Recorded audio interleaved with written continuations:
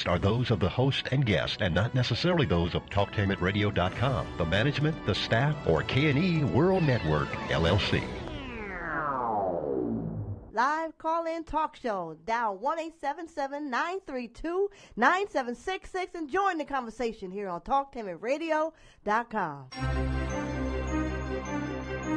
This is the Compensatory Concept with Mr. Neely Fuller, heard exclusively on TalkTainmentRadio.com, the world's greatest radio. Radio the way it should be heard. And now, Mr. Neely Fuller. If you do not understand white supremacy, which is racism, what it is and how it works, everything else that you understand will only confuse you. Only confuse you. Only confuse you. Good morning, good afternoon, good evening, wherever you are. Welcome to TalkTainmentRadio.com. We go where you go on the world's greatest radio. You are now in touch with the Compensatory Concept with Mr. Neely Fuller Jr. I am your co-host, Mr. Bobby, and this is radio the way it should be heard. Get to your phone because you're going to want to ask questions today, and you can do so because the phone lines are now open at 1-877-932-9766. You can also Gmail me at the numeral 7, Mr. Bobby, B-O-B-B-Y, at gmail.com. You can also do this. You can see and hear, or rather watch, the live broadcast of the Compensatory Concept. All you have to do is go to YouTube, type in the word Talktainment, hit the space bar, and type in the word radio. Then scroll down to Talktainment number 2, live on YouTube, and watch the live broadcast. Now, while you are there, hit the like and share button. You'll like that. Yeah, like and subscribe button, not share. I don't know what I was thinking about share. But anyway, well, yeah, share it with your friends. Also do this. You can hear the replay of the show by going to facebook.com/Talktainment, and you can hear the replay of the whole show. Today's program, as we speak with Mr. Fuller, who is live from Washington, D.C., is going to be on Do You Have a Code? Do you have a code? Now, for those of you who have the book, which Mr. Fuller will talk about, that book is the United Independent Compensatory Code System Concept. If you have that, and if you have both volumes, we're going to start off in the Compensatory Word Guide. We're going to start off in that one. And as a matter of fact, we're going to start off on page, let me get it here, page 55, I believe it is. Yeah, page 55. That's the page we're going to start off with. Let me do this.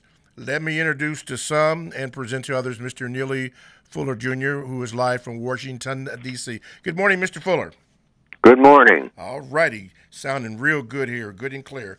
Yes, but your voice needs to be just a little more louder, I believe. Oh, okay. All righty. We'll see if we can work that out there. Okay, Mr. Fuller, if you have your counter-racist word guide, I need you to turn to page number 55. And in particular, we're going to start where it says code work. And this is what you suggested here. You said, use this word to apply to the process of making a detailed plan for thinking, speaking, and acting to produce the best possible result for which the plan was made. Now, under notes, could you read or explain what you put under that note? Yes. A code is nothing but a way of getting things done in the best possible manner. Electrical code, plumbing code, fire codes is to accomplish a task in the best possible manner. In the military, they have what you might call a Marine code, where you go about doing things, and they have maybe made tests on it to find out that if they do things in a certain structured manner, they get a certain result that makes the Marine operations the military operations more effective, and you can predict what the effectiveness will be. And it's the same with any work that people do that is efficient. Once you lock on to whatever it is that gets the task done in the best possible manner, then you do it always the same way every time, each and every time. Why? Because you have found from trial and error that you get the best results from doing it this particular way. And then you can say that you now have a code. Mm-hmm. Why? Because when you do it this particular way, whether it's a plumbing code or you're building a bird house, you go about doing it a particular way, and you say, well, every time I build a bird house this way, it turns out to be an excellent bird house. I've tried several ways of doing it, several ways of even installing the birdhouse in a tree. And I found out that if I installed it in a particular way, that it turns out to be a successful birdhouse, for the birds. And if I did it some other way, well, it didn't work out too well. It fell off the limb or something like that. And so whatever the problems might be, you iron out all of the possible problems. That's what codification is. You eliminate. You try to foresee what the possible problems might be. And you have to find this out by trial and error. And then you say, well, now I finally got this thing up to the code standards. So I know when I do it this way, it will work. There won't be any doubt about it working because it always works. And that's what everybody should have, a code of thought, speech, and action. Of course, you always start off by thinking what? Thinking of how to make a code, okay? What's the best way? So you go about with that purpose in mind, that's your first thought. I need a code for when I go and make a presentation, maybe. If you're a speech maker or something, say, I need a certain way of going about doing it that would have the best effect. I'm going to a business meeting, and I want to have the best effect of anybody at that meeting. So I'm going to set up a way of saying what I have to say in a way that people will see that what I am saying will make the business operation much better than it has been before. And so that in order to do that, you have to think about how you're going to go about doing it. Then you will make up some paperwork and whatnot and practice making your presentation, I guess, and then you actually make it.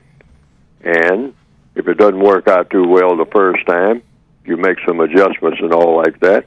And so when you have your second meeting, then you find out that it worked out very well, or maybe the third meeting, and you say, well, now I'm going to stick to this.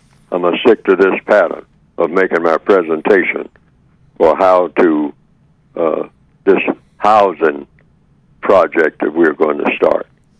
And I'm going to codify it in such a manner that everybody will know exactly how to go about doing this in the best possible manner, because every time we have done it this way, it's turned out to be a successful operation. The first time we did it, it didn't work out too well. The second time, well, there was a little bit of improvement. Maybe the third or fourth time. And it was only when you got to it the fifth time that you say, now we pretty well got this thing codified. And any time we lay out, we're going to build maybe 30 or 40 houses at once, we're going to do it this way every time, because every time we do it this way, we don't have any problems at all. So this is our codified way of putting up these structures. And everywhere we go, we're going to do it the same way, right down to the letter. Why? Because it works best when we do it this way. Now you have a code. And so each and every person should have a code about how you go about doing everything that you do in every area of activity. Economics. Economics is about what? Given definitions, a compensatory definition, how you use your time and energy.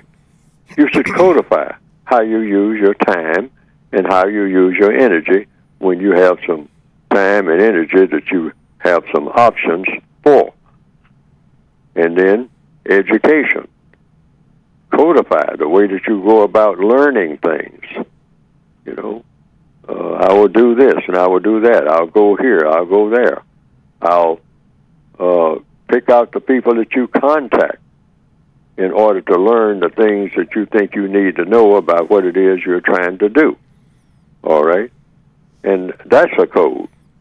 Just might have a list of phone numbers of people in the business that you're in, or the business you want to go in, or the business that you're already in, or the employment that you're already associated with. If you're employed by someone else, have codified contacts where you can get the best information. And set that up so that you'll say, hey, I can go to this person or that person and get the best possible information about what I want to know in order to do the things that I have set out to do. And so you codify that. Economics, education, and the way that you entertain yourself, the third area of activity. Have that codified so that it produces what? The most constructive result. And then you do the same thing for all of the areas of activity. Okay. All righty. Let's go to line number one. Line number one, you are now on with Mr. Fuller. Go ahead, please. Hello? Hello? Yes, Hello. Go ahead. You're on with Mr. Fuller. All right. Yes, I can hear you.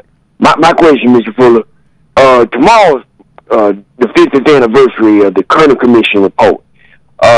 Someone who's a little more seasoned in age, and some younger folk, can you give like a little explanation of your thoughts on that? Back 50 years later of the Kerner Commission report. I think I heard you talk about it before, but I think it's very interesting and timely that we talk about it, because the thing they're saying now is nothing's changed in 50 years. We got some of the same issues we had 50 years ago, we still got now. Okay. And so I just want to get your take on that 50 years later. All right. Thank you for your call. Thank you. Mr. Fuller?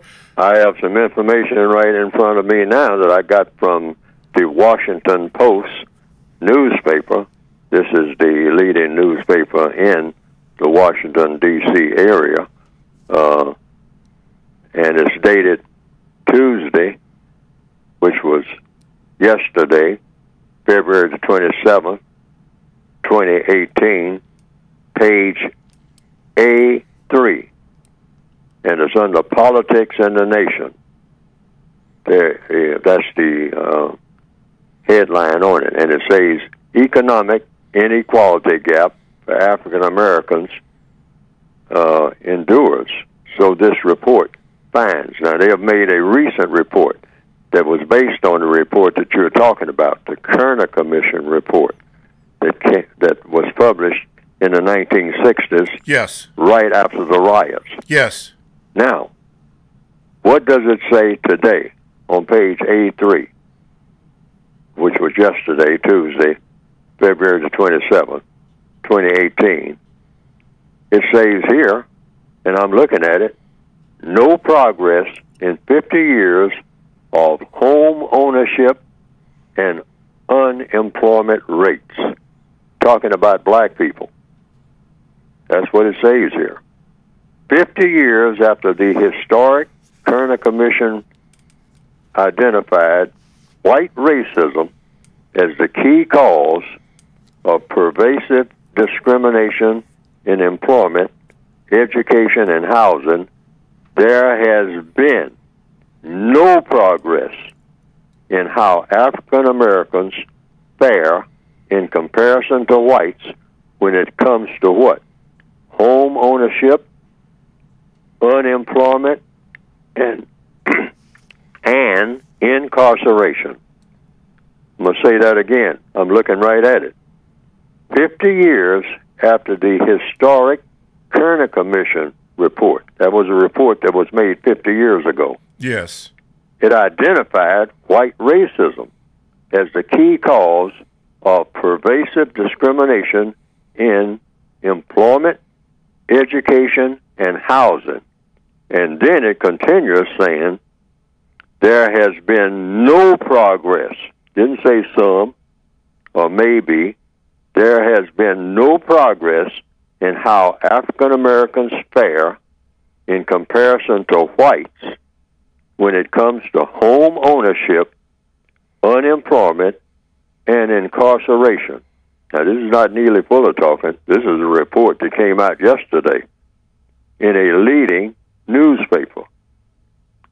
A very, what you might call reliable, is supposed to be. Or respected, yes. Information from the Washington Post newspaper.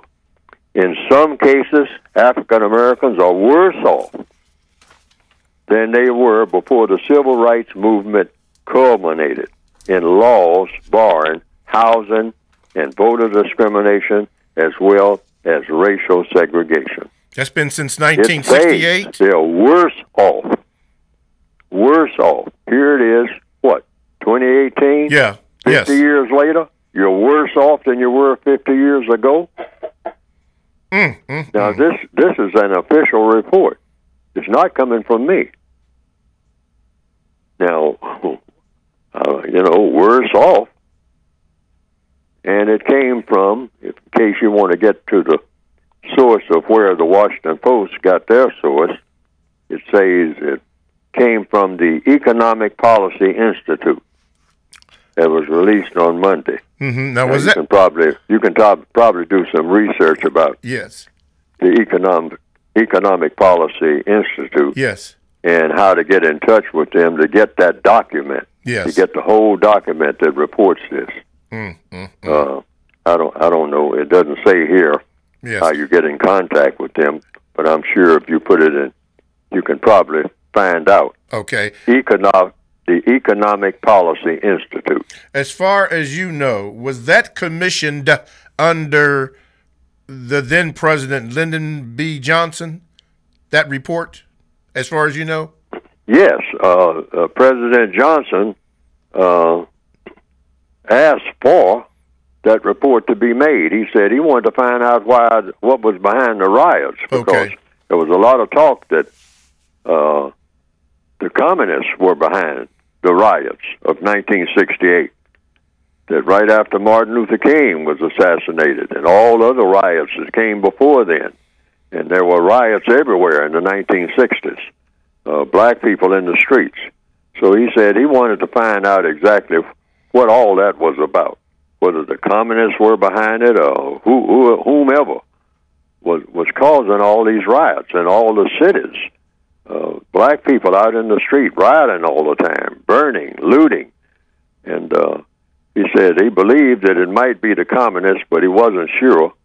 So he wanted an investigation, a thorough investigation to find out the cause of the riots. And he, if I remember correctly, it was a governor called Otto Kerner of Illinois. Otto Kerner, He assigned him, yes, that governor, the task of finding out what's the cause of the riots.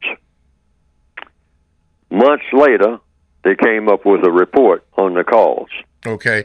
Now, and they had a summary of that report. And in 2 words, they said, it's real simple. White racism. That's the cause of the riot. Okay, let me get this straight before I go to commercial. According to the report that you have, or the newspaper report from the Washington Post, that 50 years later, from 68 until 2018, there has, according to the newspaper article, there has been no progress since 1968. I'm asking. That's what they're saying. That's what they're saying. And that black people, and they say, it says here something about incarceration. Let me see if I marked it off here. Say the share of incarceration, meaning black people in jail, has tripled. Hello? Yeah. Yes, they're here. Black people in jail has tripled between 1968 and 2016, especially for black men. And then at another part of this article, it says mass incarceration, meaning black people in jail, has become a kind of housing policy. Wow. For the poor. Wow. All right. It didn't say specifically black people, but that's mostly black people who are filling up the jails. So they say, hey, if you start talking about black people being housed and whether or not black people's housing situation has improved since 1968, yes, if you're talking about if they're housed in jail, it has improved. Because there's more black people in jail than there was then.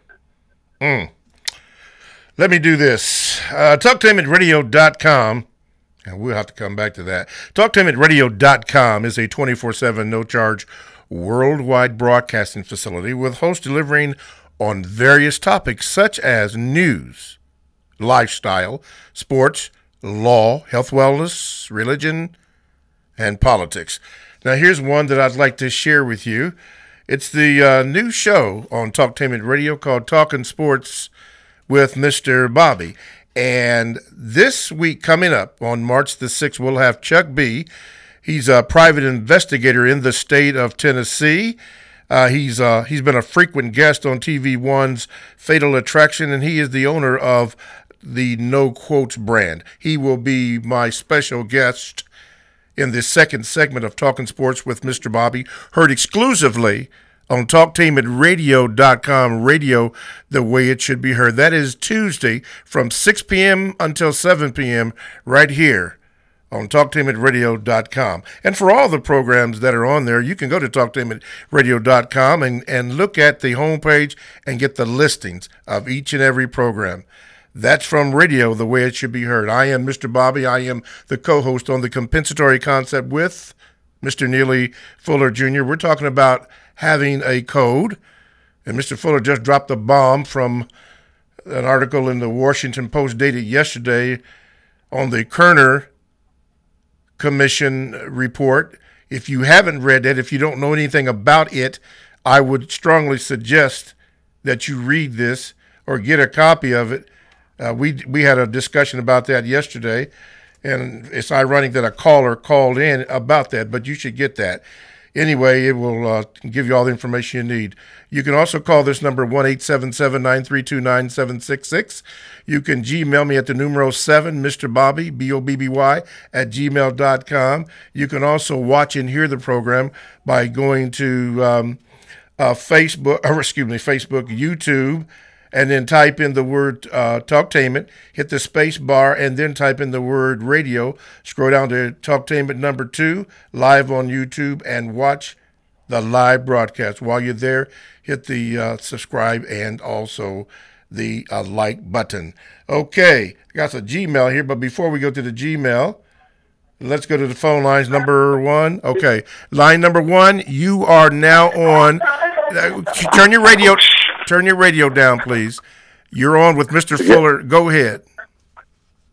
Yes, this is Eric calling from Cleveland, Ohio. How you doing, Mr. Fuller? Still learning.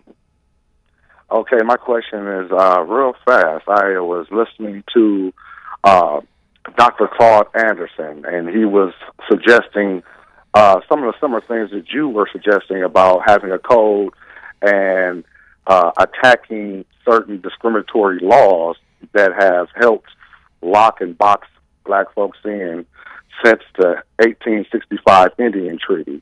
My question to you is, how effective do you think we could be challenging certain discriminatory laws against blacks, since history has shown that, and even Dr. Claude Anderson stated this in some of his speeches, that they changed the treaties and they changed the laws at will because they're the white supremacists and that's what they do. So how effective can the code be against it, in your opinion, challenging it, when they just seem to change it at will?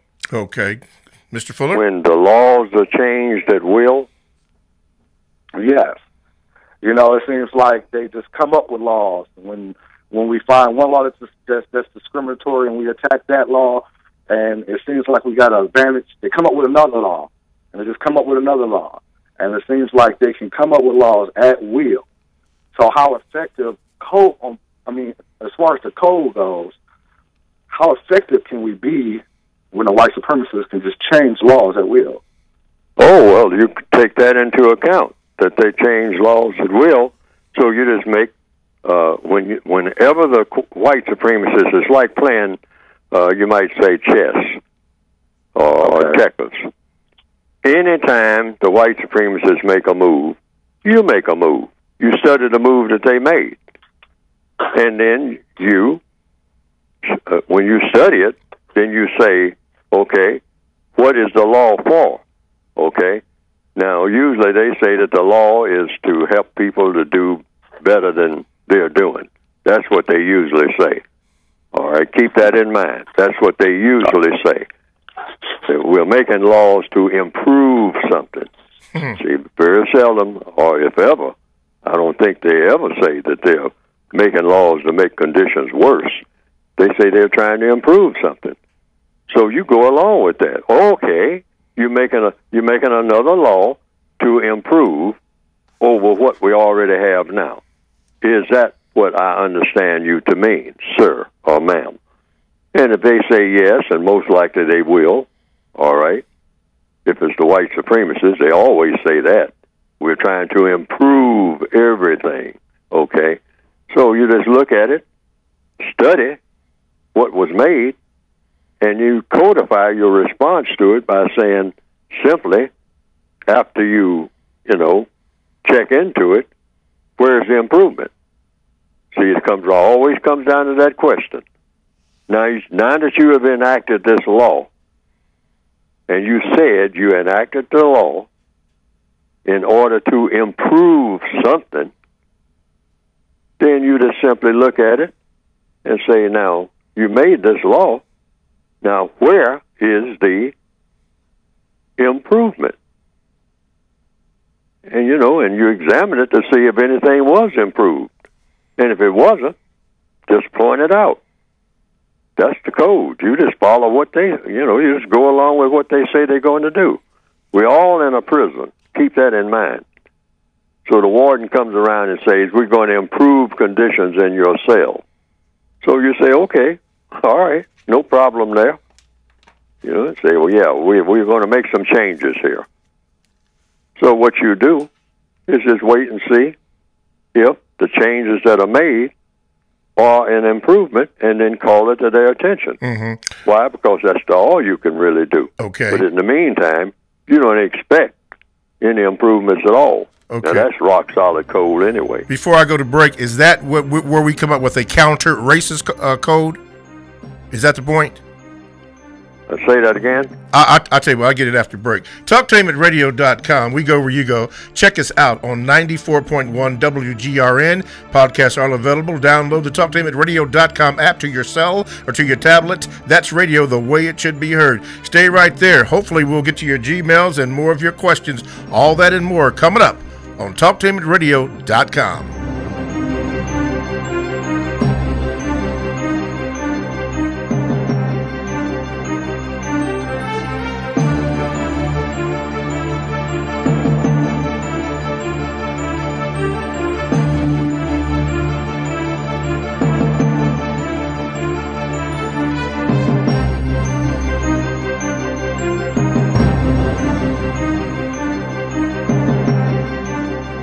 Girlfriend, why are you in such a good mood on a Monday morning? We just bought a foreclosed home and saved a ton of money. A ton of money? What a blessing. Tell me how. Well, Linco Realty specializes in selling foreclosed homes. Linco Realty? I've heard about them on the radio. Yeah, that smart people buy foreclosed homes ad. Don't they have that website with all those vacant government and bank-owned foreclosed homes? Yes, that's repohomelist.com. And they have lenders with purchase and repair money, even down payment assistance and credit repair. No money down, plus purchase and repair money? What's the number? 614-375-2289. Record low interest rates make some homes cheaper than rent. Well, Bill wants a new home. Can Linco Realty help us? Yes, Linco Realty can sell you a new home in over 50 communities around Central Ohio. They've been in business for over 35 years. Wow, you've really been blessed. Yes, we have, and you can too. Call Lancome Realty today at 614-375-2289. For the best home fragrance and beauty products, shop Ash Cooking online. That's ASHKICKIN. Made with 100% natural quality ingredients and handcrafted with your family in mind, Ash Cooking products are better than those other guys. Ash Cooking candles, incense, body butter, face moisturizer, and hair moisturizer are priced just right, and you can get yours at 10% off with coupon code TALK17. Support this 100% black-owned business and get your home and body smelling and feeling all right. That's ASHKICKIN. Shop Ash Kickin' online at www.ashkickin.com. Are you ready for a high school that allows you to work at a place that is right for you? Are you ready to earn a certification in healthcare, business, or manufacturing while achieving your high school diploma? Then you are ready for Life Skills High School, a free public school option for high school students 16 to 21 years old. Learn more about your free high school educational options at lifeskillshs.org or call them at 1-800-888-7992. Life Skills High School, education that fits your life. Every year, June marks the beginning of two busy seasons, summer and wedding season. If you are legally changing your name, you need to apply for a replacement Social Security card reflecting your new name. This is easier to fix now when you first change your name than years from now when you retire. So go to our website at www.socialsecurity.gov/SS number or call us at 1-800-772-1213, TTY 1-800-325-0778 to find out what specific documents you need to change your name and apply for a replacement card. If you or someone you know is abusing drugs and or alcohol and want to stop the abuse, contact APDS at 1409 East Livingston Avenue. Office hours are 9 a.m. to 8 p.m. daily and 9 a.m. to 3 p.m. on Saturday. APDS is certified by the Ohio Department of Mental Health and Addiction Services and primarily funded through the Adam H. Board. Fees are based on your income and Medicaid is always accepted. For more information, call 614-253-4448. This is Al Edmondson, owner of a Cutter Brother Rest Barbershop. I'm calling on all barbers and beauticians. It's time for us to unite as one. We can serve our communities better together. Join the Ohio Black Barber Beauty Network. For more information, visit www.obbn.org or call 614-427-3226 to get more information. Be the change that you want to see in your community. Join our network. I've got the water, energy bars, and camera. I think we're set for the hike. Almost. We need to protect our skin. Don't forget your wide-brimmed hat and sunscreen. All right. I've got the hat. I've got SPF 30. Will that work? Yeah, anything 15 or higher is good. Just make sure it says broad spectrum. Great. Got it. I am not getting burned again. Let's go. Learn more at cdc.gov/cancer. Live call-in talk show. Dial 1-877-932-9766 and join the conversation here on TalkTimidRadio.com. I think I'm entitled. You want answers. I want the truth. You can't handle the truth. Go ahead. Make my day. You got the power. TalkTainmentRadio.com. We go where you go. Download the TalkTainmentRadio.com app to your cell or to your tablet. That's radio, the way it should be heard. I am Mr. Bobby, the co-host of the Compensatory Concept with Mr. Neely Fuller Jr., the author of the United Independent Compensatory Code System Concept, which he will talk about that book in about 15 minutes or less. We are discussing, do you have a code? And Mr. Fuller, in the first segment of the 2-hour broadcast, has explained about the code. And then the question came up about having a code. We had an excellent call in from Cleveland, Ohio, and Mr. Fuller explained about the uses of a code. And the question I was going to ask before I get to the Gmails, Mr. Fuller, is this. After we have examined the move by the racist, is that the time where we devise a counter-racist code? I heard the last part of that question. What's the first part? The first part, after we examine as you suggested, examine what the white racists have said. After we examine it, is that where we devise a counter-racist code? Yes, you have a code for everything that you do. That's what we don't have. I mean, when things happen, we just take off in all directions. I mean, usually it's jumping up and down, screaming and yelling about what we don't like. Okay. Codification means precision work. Like, you know, a basketball team. We understand that when it comes to basketball.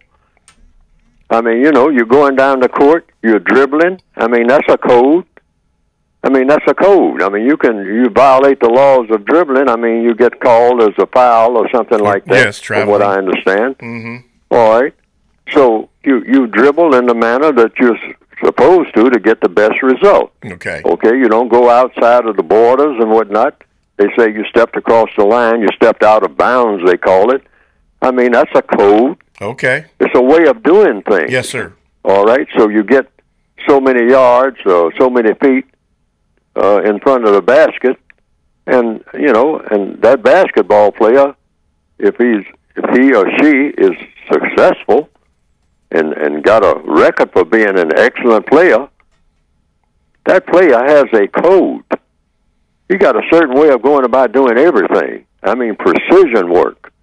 He knows exactly who he's going to throw it to when he gets so close to the basket. Rather, hey, I'm not, you know, I got a couple of people in front of me. I'm not going for the basket. I'm going to throw the ball back across the court to that other guy who I know where he is because he's following the code. He knows where he's supposed to be. Okay? It's the same way in football. It's the same. We understand that in sports. But when we come off the sports field, we don't understand anything about a code. Okay. We have no understanding and don't even attempt to make one. The white supremacists have a code for everything. Everything. Okay, that needs I to be... mean, why? Because they have found out that when they follow the white code, it always works. Alrighty. And the white code is described in the textbook, in the guidebook there on page 55. It's called Code White. And, you know, every white supremacist, about time that they are around 15 or 16 years old, they make mistakes, you know. Even following a code, you might make mistakes. But the basics of the code, they don't make mistakes. And they improve on everything that they do when they practice the white code. Okay. If they're white supremacists. That's not talking about all white people, but all white people that believe in white supremacy have become the most successful people in the world at practicing white supremacy and in having power. Their code is all about having power over everybody who is classified as non-white, and they are successful at it because they have a precise way of doing and saying everything that they do and say. All right. They just don't say things just any kind of way. Okay. They say things in a very orchestrated way, like a well-played violin note. All right. Let's go to line one. Is that what it is, line one? Line one, you're on with Mr. Fuller. What is your question? Good morning, Mr. Bobby and Mr. Fuller. Mr. Fuller, you often say that the system of white supremacy is very efficient at producing material goods. Do you think that the comfort that these material goods provide keep black people from attempting to counter racism?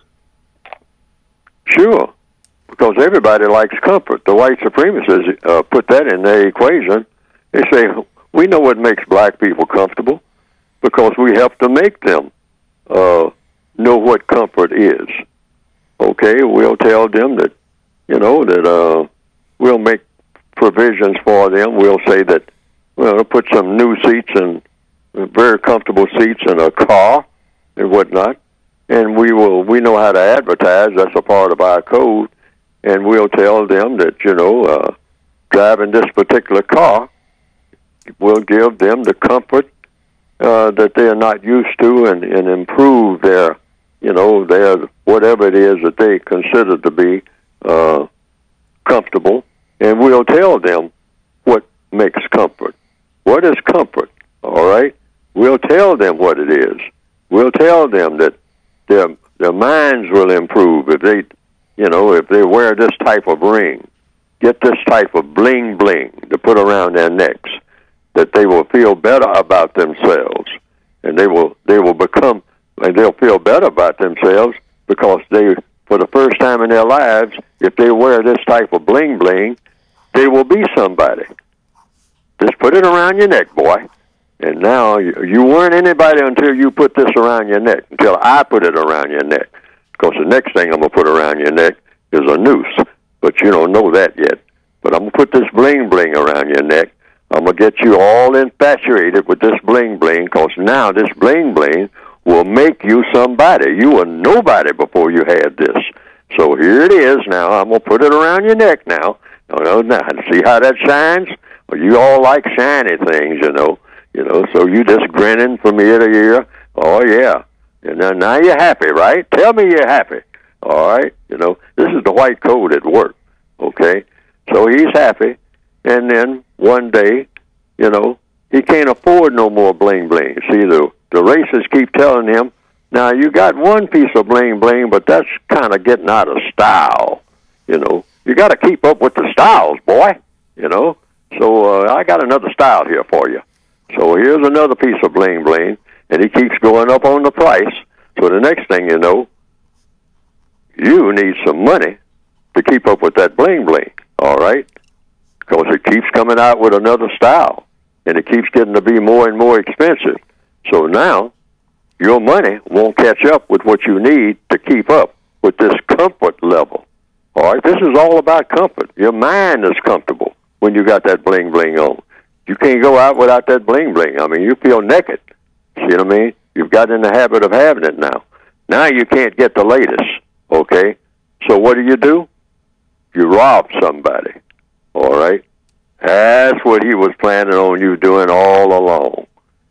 And now you can afford to go out and keep up with the latest bling-bling because you robbed somebody. But now you got to keep robbing people because the price of this type of bling-bling keeps going higher. And you got to keep up because you are known to have the latest type of bling-bling there in the hood among your homies.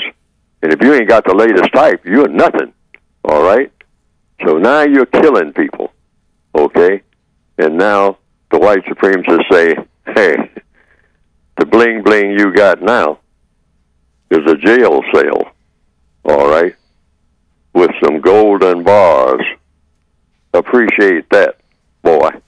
Wow. Box you again because you don't have a code of your own. A code. You wait for me to tell you what code is, all right? And I got something for you. Every time. Every time. TalkTameItRadio.com. We go where you go. Download the TalkTameItRadio.com app to your cell or to your tablet. That's radio the way it should be heard. Hi, I am Mr. Bobby. I'm the co-host of the Compensatory Concept with Mr. Neely Fuller Jr., who is live from Washington, D.C., taking your calls, and hopefully I'll get a chance to get you your outstanding Gmails because I have a few there. But this is the time of the program that we have Mr. Fuller speak about that book. And in that book, it's contained information about the code. So, Mr. Fuller, go ahead and speak about your book, how we can get it, and any other pertinent information. You can get the book by going to producejustice.com. Producejustice.com. And that will come. What will come up on your screen is the instructions for getting the book. It's 2 volumes there. One is just an extension of the other volume. We've been working out of the word guide volume. I don't call it the second volume. It's just all supposed to be one book. I couldn't get it all in one between 2 covers, so I had to get it between 4 covers. And that's the word guide, which is an addition to the basic book. So it's a distinction between the basic book and the word guide. The basic book, the revised expanded edition, came out in 2016. And the word guide came out in 2010. It came out before the revised expanded edition of the 1984 edition. But those who have the 1984 edition, don't get rid of that book. It many people say they get more out of it the way it's written than they do out of the Revised Expanded Edition, even though it's more in the Revised Expanded Edition. But the whole idea of the compensatory code is for you to pick and choose what works for you. But you can get the Revised Expanded Edition and the Word Guide, which was not out in 1984. There was a small Word Guide included in the basic book in 1984. If you look in the back, it's back there. But the latest edition, Revised Expanded, 2016, you can get it by going to producejustice.com. And you can get the Word Guide if you want to get that too. And that will come in a set. You can get both books, but most people get the Revised Expanded Edition, which is adequate on its own. But the Word Guide would help you to understand more about how to use words, how not to use words in your everyday pursuits and whatnot. What words, what questions to ask when other people say certain things. Get in the habit of asking questions about definitions. Definitions are everything. There's a lot of words that are just thrown around that do not have adequate definitions. And so that causes what? Confusion. That's the reason I wrote the codified Word Guide, to give some indication. I don't have all the words in the English language in there, not near. You're just scraping the surface, really, because there's so many words in the English language.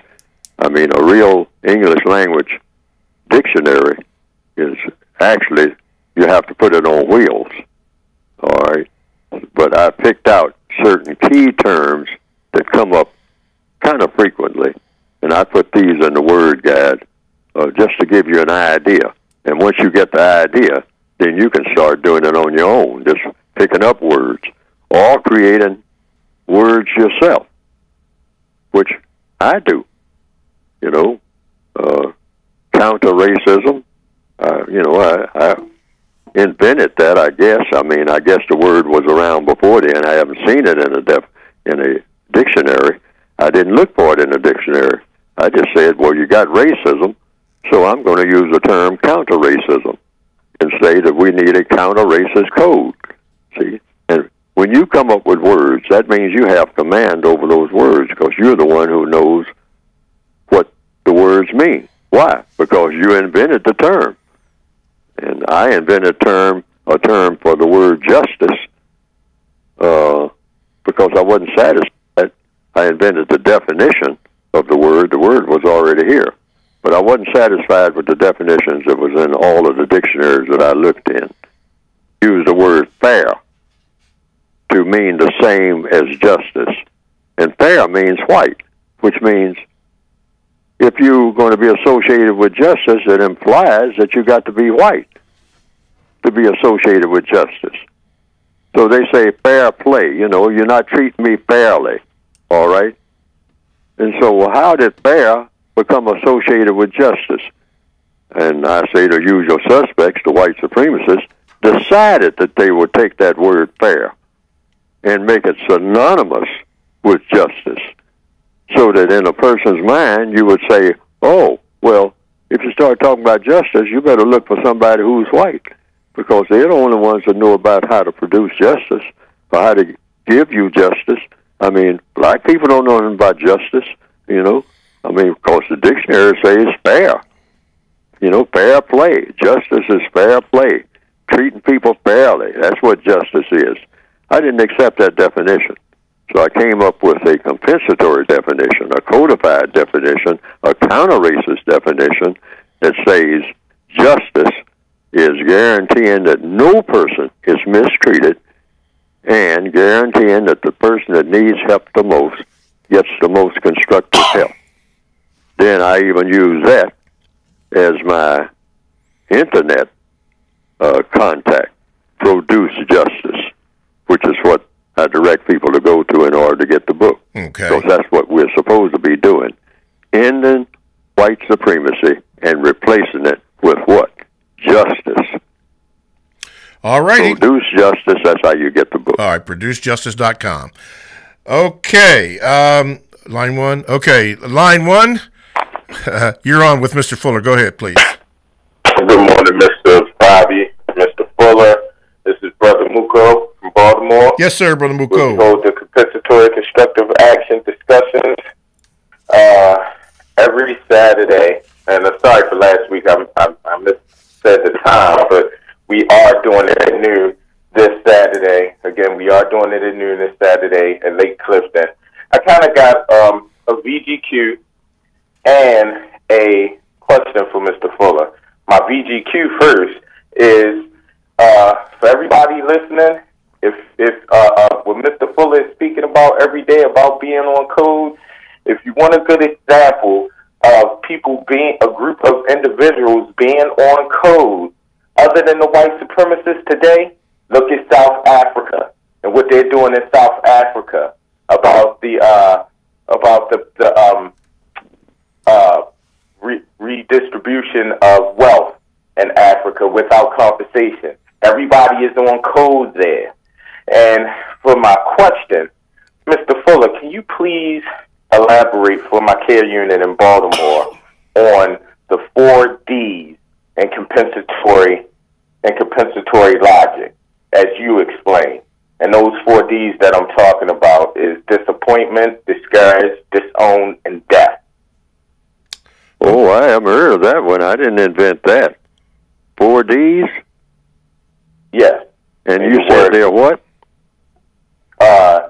It's disappointment, discouraged, disowned, and death. And I guess when I say I guess I mean in the Word God, these 4 Ds, you have a real distinct discussion in the Word God about those. Is in the Word God? Yes, sir. In my Word God? Yes, sir. The 4 Ds. I don't remember putting that in there. I may have written it somewhere, but I don't remember that at all. Do you know what page that is? Can you tell me where it's located? Yeah. You know what? And I'm actually don't have my Word God handy. I forgot to put the page. But wow. Right. Yeah, now that's something that somebody else may have invented, which people should do that. You should invent terms, all right, that work for you as an individual, because everything in codification is about the individual person being empowered. You empower, the concept is you empower each individual, meaning you solve the problems. See, codification is about problem solving. Those 2 words. If it doesn't solve a problem, it's got no business being in a code. All right? So codification is about everybody having a code that solves the problems of each individual person. Because when you solve the problem of each individual black person, non-white person on the planet, victim of white supremacy on the planet, when you solve the problems of each individual, then you mathematically means you have solved the problems of every individual.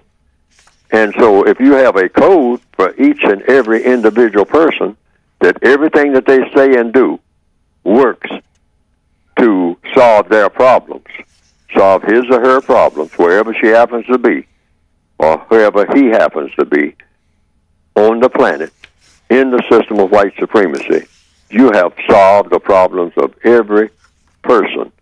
See, and the white supremacists won't be able to stop that. They can crack down on a group, because most groups have a leader. So all they do, they just keep track of the leader. And they know that the leader is going to die, and then the group usually, starts squabbling about who's going to be the next leader and all like that. They know all about that so-called organizational concept. When it comes to an organization, meaning people getting what we call together. The white supremacists know all about that type. It's called the four-wall concept, all right? The compensatory code concept is the open-air concept, which means each and every individual is an organization. You organize yourself, all right? And how do you organize yourself?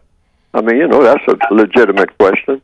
How does a person become an organization. One person is a whole organization by having a code. It's very simple, because that's all anybody in an organization is going to do anyway.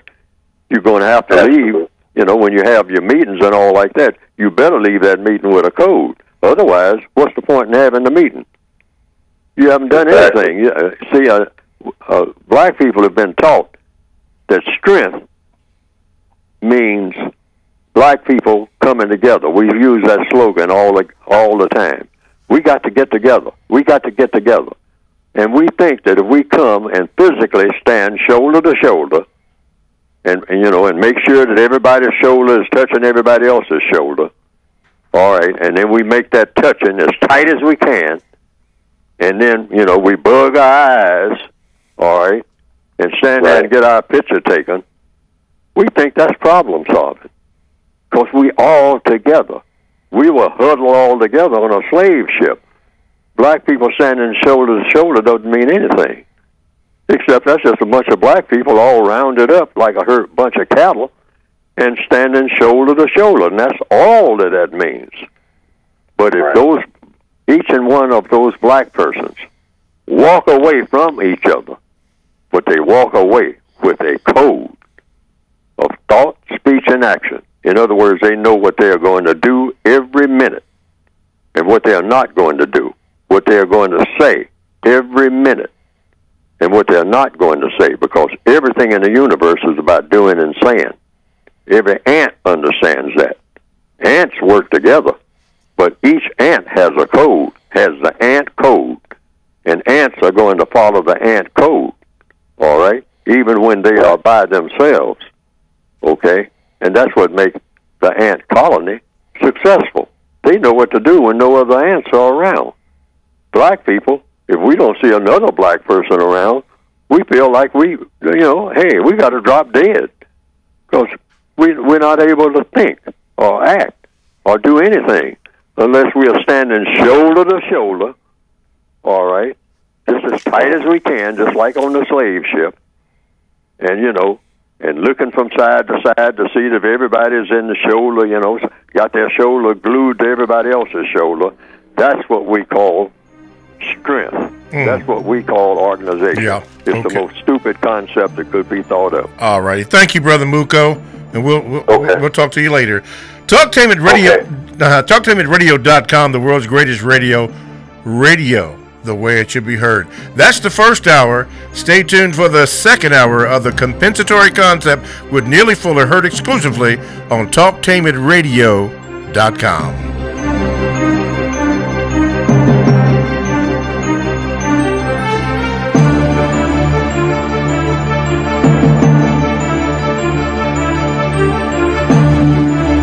Thanks for listening to the Compensatory Concept with Mr. Neely Fuller, heard exclusively on TalkTainmentRadio.com, the world's greatest radio. The most important question in all racial matters is why.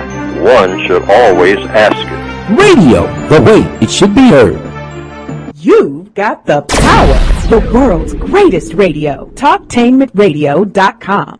Talktainment Radio, worldwide sound. TalkTainmentRadio.com. We give you a reason to come. The world's greatest radio. We give you a reason to stay. Radio, the way it should be heard. You got the power.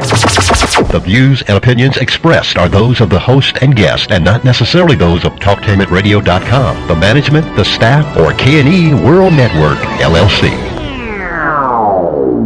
Live call-in talk show. Dial 1-877-932-9766 and join the conversation here on TalkTainmentRadio.com. This is the Compensatory Concept with Mr. Neely Fuller, heard exclusively on TalkTainmentRadio.com, the world's greatest radio.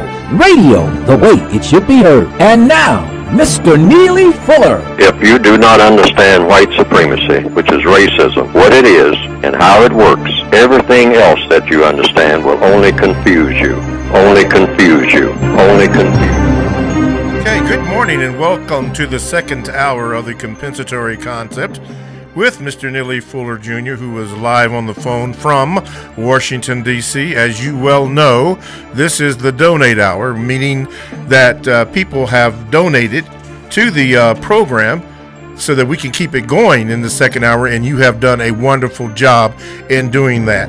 Now, we don't particularly want to tell you how much to donate, but donate to the second hour so we can keep it going on. Brian Gaston, Eric Williams, BW Gifts, Helen Nance, Don Mitchner, and JL. I think his last name is Vance. She is, or Lance, is one of the reoccurring donors. And we'd like to add your name to the donor list for the second hour of the compensatory concept with Mr. Fuller. Now, to get in contact with the show, you may do so by calling 1-877-932-9766.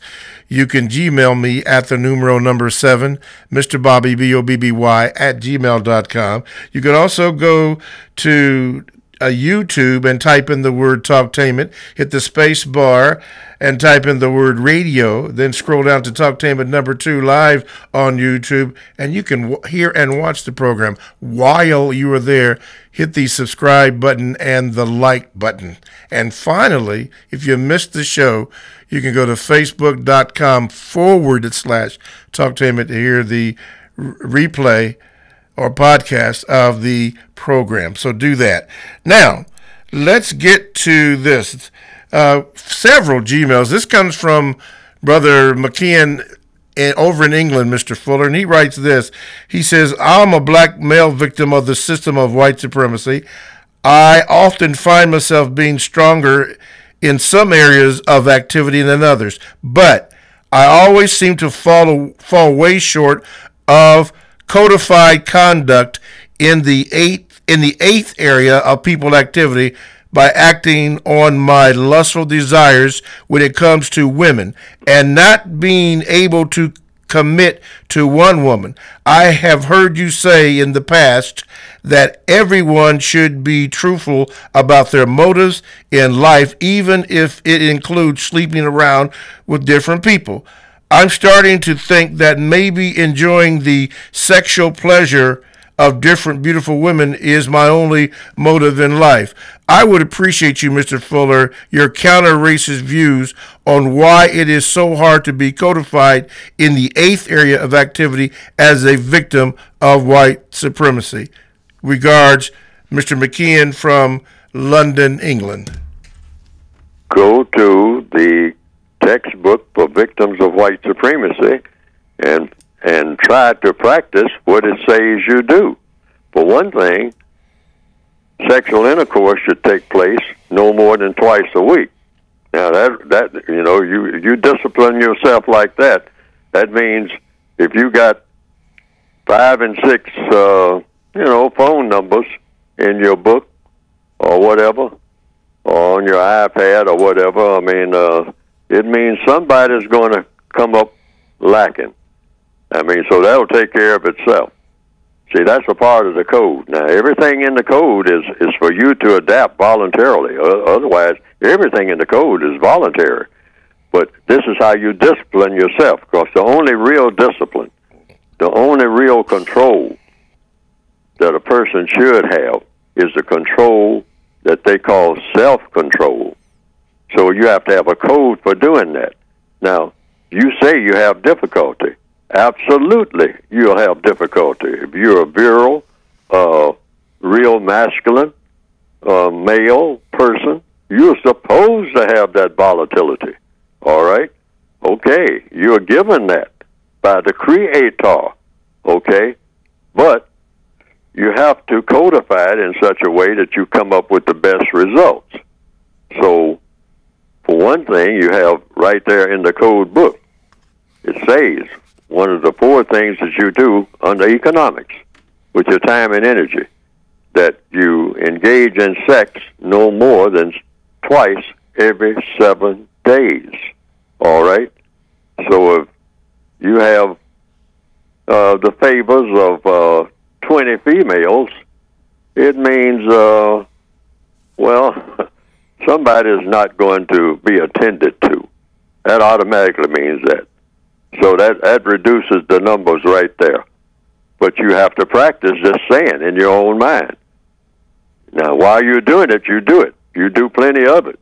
Because, see, you can't do it but twice a week. So you got to get, just like doing anything else. I mean, while you're doing it, taking a shower or whatnot, you do it. If you can only take a shower twice a week, it means you take a good shower, all right? That when you're in that shower, you spend some time because you're not going to be able to take another shower except just one more before the week is gone, before 7 days is over. It's the same way that you should discipline yourself with sex. While you're doing it, get all that you can, all right? Let's be honest. Be completely exhausted, all right? You've given all. You didn't leave nothing, okay? But now when you get out of that bed, you got one more time coming, okay? That's a recommendation for the code. These are just suggestions. You don't have to do it. You don't have to do anything in the code book. But that's how you said you want to get on track. That's how you do it. Now, so that's an automatic shutdown of the number of females. See, now, what you might have to do, you just might have to pick out the best of the bunch and say, hey, twice a week, and that's it. Because you might have to do, shave the members of your staff, you might say. You got 15 addresses there, you're going to have to get rid of what? Maybe 13 of them or whatever. You're going to have to reduce them. Yeah. But that may take you some time and effort. And now here's the other part. You're not supposed to even be in bed with anybody unless you go through, or if you have to agree to this, doing this. Now, the code says this is very important. In the revised expanded edition of the code book, there are about 175 questions. I forgot the actual number I have in there. Yes. That's the revised expanded edition. That before you get in bed with anybody to have sexual intercourse, both parties are supposed to ask and answer all of the agreed upon questions that are in that question list. And it's about 105 questions. Yeah. 175, I think. Libby says 200 questions, but okay. Hello? Yeah, Libby Rand that says 200 questions. How many? Who said that? Libby Rand on This Is Libby. She said ask 200 questions. Who is Lily Rand? I said Libby. She used to be one of the hosts of the compensatory concept, and she has a show. This Is Libby, speaking about holistic things. Oh, so she made up a list. 200 questions, yes. Oh, she read the questions that I wrote. Yeah, she made up a list of her own. No, your questions plus I think 50 more. Oh, I see. All right. Well, see, you can have unlimited questions, or you can have very limited questions. Yeah, the point is ask questions. The whole idea is not how much sex you're having. Right. It's that everybody understands. Everybody's on the same page. That's so that right. you don't have what? Confusion. You don't have conflict. That's the one thing you do not want in male-female interaction. No kind of conflict. And how do you eliminate conflict? It's because everybody knows what everybody's doing. Okay. It has to be that way. All righty. I mean, and that's a painful pill for us to get used to, because we have been taught to systematically be deceitful when it comes to sex. No, all deceit has got to go out the window. Got to go. Everything's got to be up front. All righty. If everybody's got 5 partners apiece, everybody has to know that if they're interacting with each other. Not supposed to be any secrets. No None. secrets. Okay. 0. All righty. Another email, Gmail. Let's see. I'm not going to mention this person's name, but this person says, my question for Mr. Fuller. In 2011, Mr. Fuller, you said that white supremacists only allow certain amount of blacks to have relationships with white or sexual relations with whites to create a delusional environment. The delusion being that racism or white supremacy is disappearing because of interracial engagements. recently you said that white and black relationships could be at a tipping point because it is growing. Do you really believe that white supremacy would allow black and white relationships to become so great that it could threaten the existence of white supremacy? If I understand the question, the answer to that question is the white supremacists make sure that they control the sexuality of non-white people, particularly of black males. They make sure that they control that. No matter what, how much of it, you see so-called interracial couples, it ain't no such thing. There's no such thing as that, okay? You see that in the growing numbers in many parts of the world. The white supremacists orchestrated that. That wasn't a decision, was not a decision that black males made. I mean, that's a decision that the white supremacists made. But they control it. See, they watch the numbers. See, that's part of the racial showcasing. That's to give the illusion that the race problem is being solved in the bedroom by having a sizable number of black and white people having sexual intercourse and parading around, in front of people on television and everything else, that we are engaged in a sexual liaison, that, black and white together, in bed, all right, unlimited sex.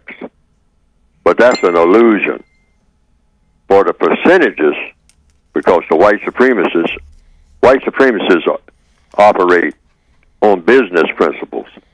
So they know that if they put a certain number out in certain places, see, they don't do it every place. They do it in certain places where it will be obvious. They do it on television, and they do it in some cities. They have more of it in some cities than they have in others, all right? It's all the percentages. It's like any business. Any business is run on percentages. And sex is a percentage business. And sex and race is a percentage business. So the white supremacists figure that in the refined stage of white supremacy, you have to have a certain number of white females having sexual intercourse with black males and strutting around in the middle of the sidewalk, arm in arm, letting the world know that this is what's going on. Now, this is an illusion. It's designed to do just that, to give the impression that the race issue is going away through sexual intercourse. There's been plenty of sexual intercourse going on nonstop since the beginning of racism. It has not solved the race problem. A lot of black people think that that will solve the race problem. It will not.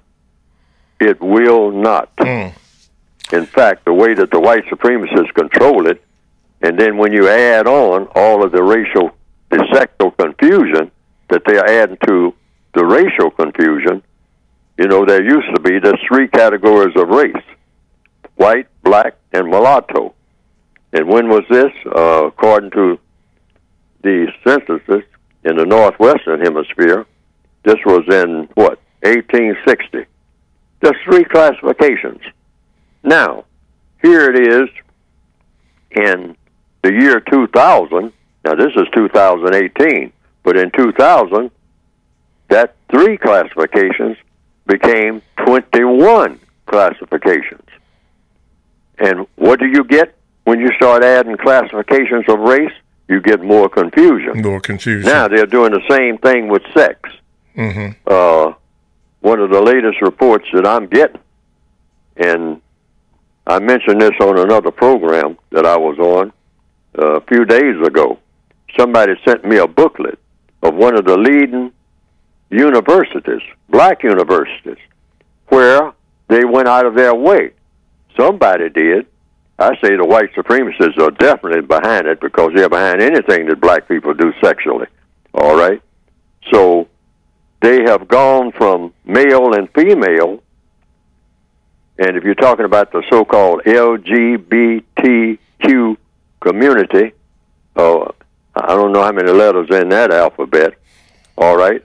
But now, according to this booklet that just came out, for students that are going to be educated, black students, there are 29 categories of sexuality. This is going to be taught in black universities, at least one, and it'll probably spread to others. And they say not only taught, but supported. 29. Now, who would be the suspects in counter-racist science that you would think would say that black people, in order to improve themselves, all right, particularly what you call black universities, historically black universities, that what they need is not better school tuition. What they need is not better school housing. What they need is not better food in the cafeteria. What they need is 29 categories of sexuality. And this is what you're going to be paying for to go to school to learn? Wow. That's something else.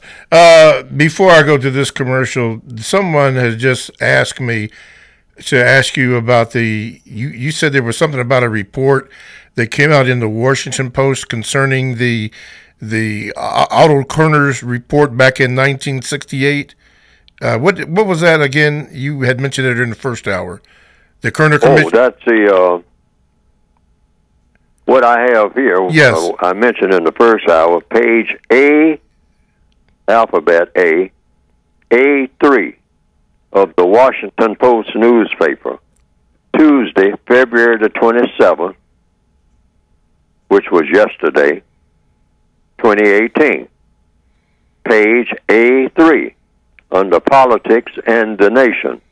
It says here, 50 years after the Kerner Commission report identified white racism as the key cause of pervasive discrimination in employment, education, and housing, there has been no progress. Now listen to those words. This is 2018. There has been no progress in how African Americans fare in comparison to whites when it comes to home ownership, unemployment, and incarceration. That's three things they said in 50 years has not improved. Black people owning homes, all right? This is not Neely Fuller talking. This is an official report. It came from an organization called the Economic Policy Institute. Okay. I guess you can look that up somewhere. Okay. But it said no progress in home ownership, unemployment, and incarceration. 50 years. Those three things. Everything has not improved at all. Wow. When it comes to black people having a home. Okay. In 50 years, there's been no progress at all. They said none. None. Okay? Okay. A lot of people, that might be surprising, but, I didn't say it. Okay. I mean, this is an official report. Right. We have the sources there. Didn't come from me. Okay. TalkTainmentradio.com is a 24/7, no-charge, worldwide broadcasting facility with hosts delivering on various topics such as news, lifestyle, sports, health, wellness, law, religion, and politics. Now, here's one that I'd like to bring to your attention, and it will premiere on March the 6th, 2018. It's Talking Sports with Mr. Bobby, and in the second segment of Talking Sports with Mr. Bobby, heard exclusively on TalkTainmentRadio.com, we will have Chuck B. Now, Chuck B. is a private investigator in the state of Tennessee. He also is a frequent guest on TV One's Fatal Attraction. You may have seen some of his work. And he's also the owner of No Quotes Brand. And he communicates with a lot of professional athletes. He communicates with youth, try to institute a mentoring program to bring our youth up. He will be in the second segment of Talking Sports with Mr. Bobby, which is heard exclusively on TalkTainmentRadio.com from 6 p.m. until 7 p.m. on Tuesday. So make sure that you tune in. As a matter of fact, you can go to the TalkTainmentRadio.com homepage, click on programs for all the scheduled times of the Talktainment programs. This is from radio, the way it should be heard. Hello, I am Mr. Bobby. I am the co-host of the Compensatory Concept with Mr. Neely Fuller on TalkTainmentRadio.com. You can view the show and watch the show by going to YouTube, type in the word Talktainment, then hit the space bar and type in the word radio. Scroll down to Talktainment #2 live on YouTube, and you can watch the broadcast right now live. While you are there, hit the subscribe button and the like button, and remember this, when you go to the TalkTainmentRadio.com homepage, hit that donate button, please, because that is how the second hour is funded. Neely Fuller Jr. and yours truly are not compensated. Let me make that clear. We are not compensated for your donations. They go strictly to the production of the second hour of the Compensatory Concept with Mr. Neely Fuller Jr. So make sure that you do that. Anyway, all the shows, you can access that by going to the TalkTainmentRadio.com homepage. That is from radio, the way it should be heard. 1-877-932-9766 is the number to get in contact with the show. That's one of the ways. Right now, we have a phone call on line 1. Okay, line 1, this is your moment. You're on with Mr. Fuller. Go ahead, please. Hi, good morning, Mr. Bobby, Mr. Fuller. Yes, sir. Can you hear me? Yes, sir. Go ahead. Yes. I have a question. First of all, this is Reggie calling from Charlotte, North Carolina. Okay. Compensatory, out of your compensatory code book, clarification, if you will, Mr. Fuller, on something. Page 13 of your book talks about all powers, the 4 basic types of power among people of the known universe. All power comes first, and then says the superior power, which is white supremacy, is second only to all power.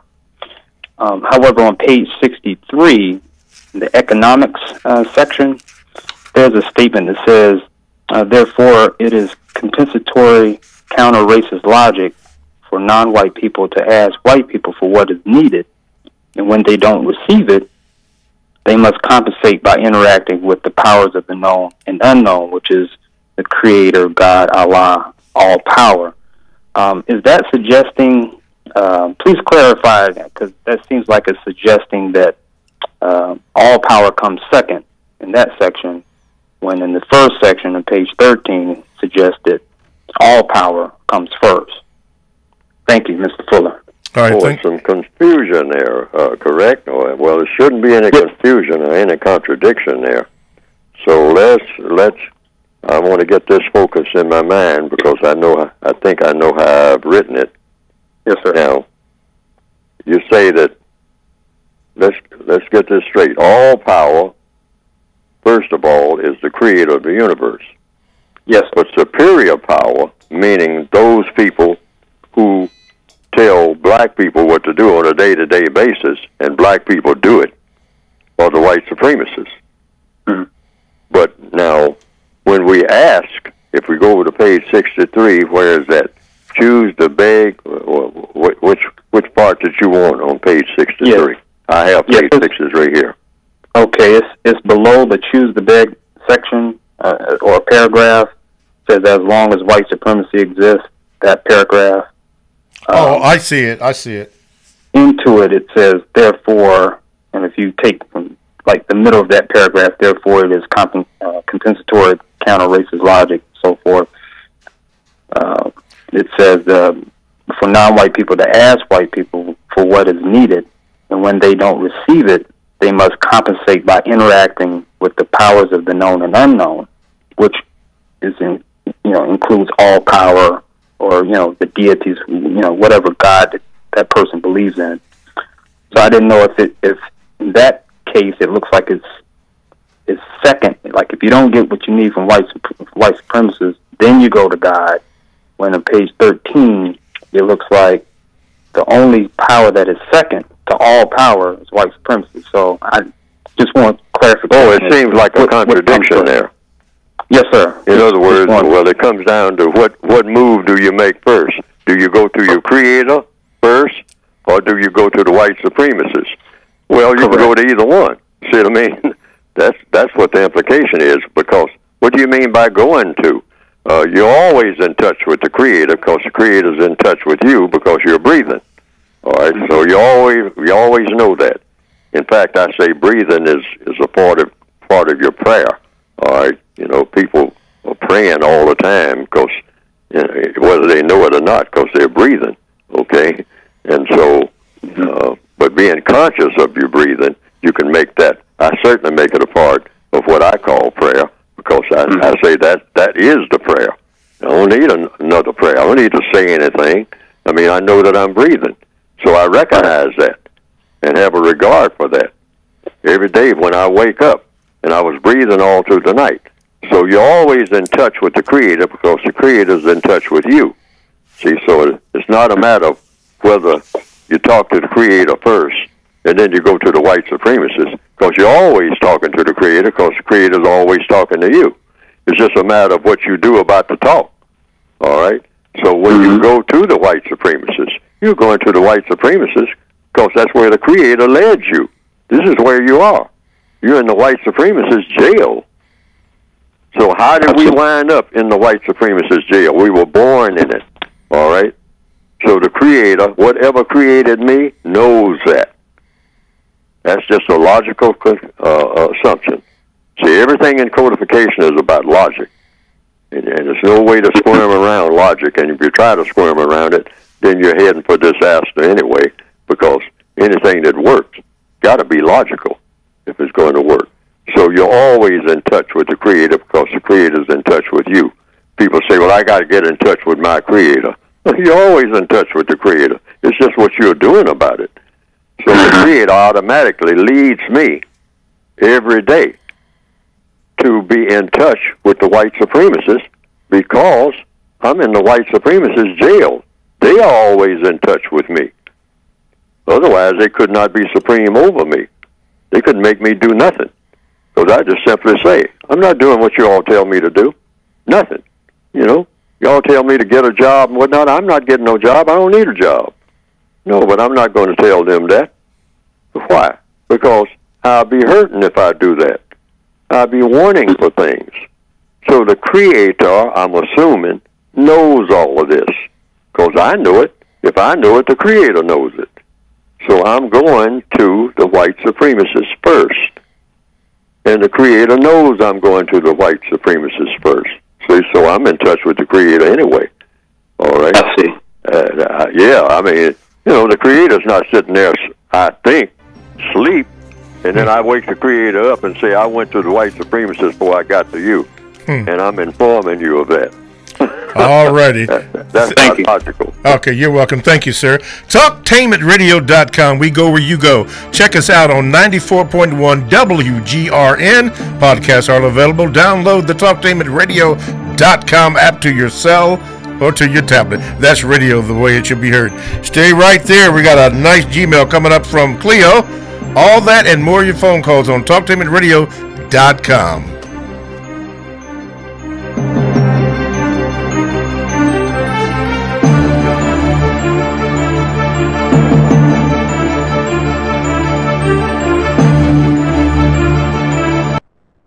Girlfriend, why are you in such a good mood on a Monday morning? We just bought a foreclosed home and saved a ton of money. A ton of money? What a blessing. Tell me how. Well, Linco Realty specializes in selling foreclosed homes. Linco Realty?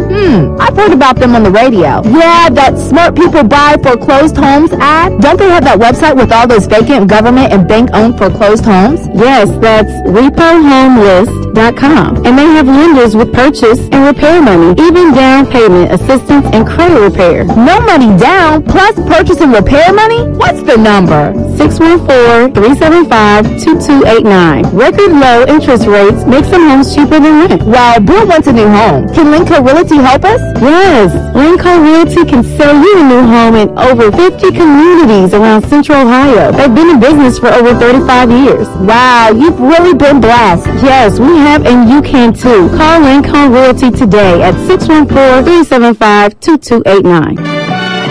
For the best home fragrance and beauty products, shop Ash Cooking online. That's ASHKICKIN.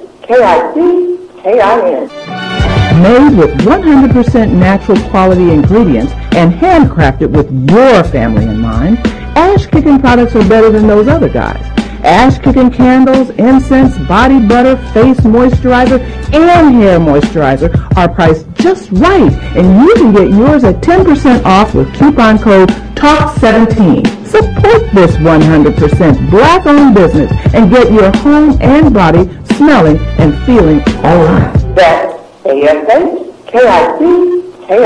Shop Ash Kickin' online at www.ashkickin.com. Are you ready for a high school that allows you to work at a place that is right for you? Are you ready to earn a certification in healthcare, business, or manufacturing while achieving your high school diploma? Then you are ready for Life Skills High School, a free public school option for high school students 16 to 21 years old. Learn more about your free high school educational options at lifeskillshs.org or call them at 1-800-888-7992. Life Skills High School, education that fits your life. Every year, June marks the beginning of two busy seasons, summer and wedding season. If you are legally changing your name, you need to apply for a replacement Social Security card reflecting your new name. This is easier to fix now when you first change your name than years from now when you retire. So go to our website at www.socialsecurity.gov/SS number or call us at 1-800-772-1213, TTY 1-800-325-0778 to find out what specific documents you need to change your name and apply for a replacement card. If you or someone you know is abusing drugs and or alcohol and want to stop the abuse, contact APDS at 1409 East Livingston Avenue. Office hours are 9 a.m. to 8 p.m. daily and 9 a.m. to 3 p.m. on Saturday. APDS is certified by the Ohio Department of Mental Health and Addiction Services and primarily funded through the Adam H. Board. Fees are based on your income and Medicaid is always accepted. For more information, call 614-253-4448. This is Al Edmondson, owner of a Cutter Brother Rest Barbershop. I'm calling on all barbers and beauticians. It's time for us to unite as one. We can serve our communities better together. Join the Ohio Black Barber Beauty Network. For more information, visit www.obbn.org or call 614-427-3226 to get more information. Be the change that you want to see in your community. Join our network. I've got the water, energy bars, and camera. I think we're set for the hike. Almost. We need to protect our skin. Don't forget your wide-brimmed hat and sunscreen. All right. I've got the hat. I've got SPF 30. Will that work? Yeah, anything 15 or higher is good. Just make sure it says broad spectrum. Great. Got it. I am not getting burned again. Let's go. Learn more at cdc.gov/cancer. Live call-in talk show. Dial 1-877-932-9766 and join the conversation here on TalkTimidRadio.com. I think I'm entitled. You want answers. I want the truth. You can't handle the truth. Go ahead. Make my day. You got the power. TalkTimidRadio.com. We go where you go. Download the TalkTimidRadio.com app to your cell or to your tablet. That's radio the way it should be heard. Hello again. My name is Mr. Bobby. I am the co-host on the Compensatory concept with Mr. Neely Fuller, and we are discussing code or codification, however you want to download it, but you must have a code. And Mr. Fuller has been addressing those, that action, and also your Gmails, which have been outstanding, and I have quite a few Gmails I would hopefully like to get through, but we got to get to the phone calls.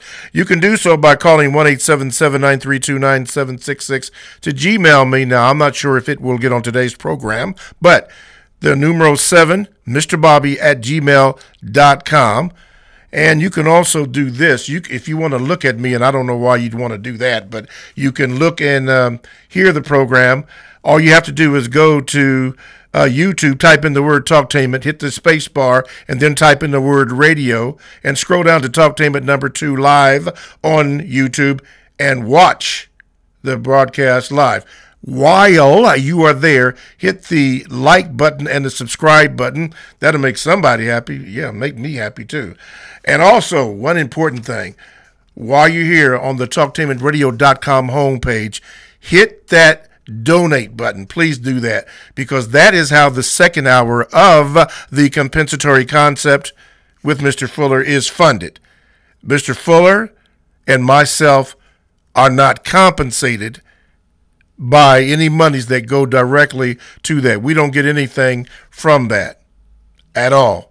It all goes to the pure funding of the second hour. So please do that, and you'll get a mention as Brian Gaston, Eric Williams, BW Gifts, down there in that fine city of Houston. Helen Nance, Don Minster, and JL said it would give her a mention, and we can give you a mention too as they print it out for us. Okay, back to a man's got to have, or a person's got to have a code, and Mr. Fuller's been talking about that.